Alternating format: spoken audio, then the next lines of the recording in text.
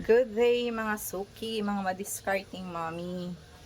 Yan po, bali bumili na po tayo ngayon ng ating mga stock kasi yan po, kulang pa nga po yan mga madiscarding mommy kasi wala na daw pong mga mismo na coke dito sa amin, nagkakaubusan na po siguro kasi summer na. So ang ginawa ko po, yan po, nag-extra freezer po tayo kasi po magkakaroon pa ako ng mga ice cream kasi summer na.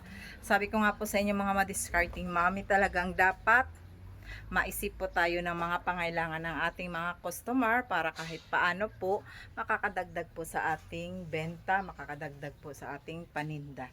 Alam niyo po mga mami, bawal po tayong maging tamad, lalo na po kung mayroon po tayong mga anak, maraming pinapaaral kasi sa mahal po ng gastusin ngayon. Kailangan po nating tulungan ng ating asawa na kumita. Yan po, magkakaroon din po ako dito sa aming bahay ng fried chicken na display at saka lechon manok. Naghintay lang po ako ng isa pang katulong kasi hindi ko po kakayanin. For now, mga suki, mga madiscarding mommy, yan lamang po and bye-bye!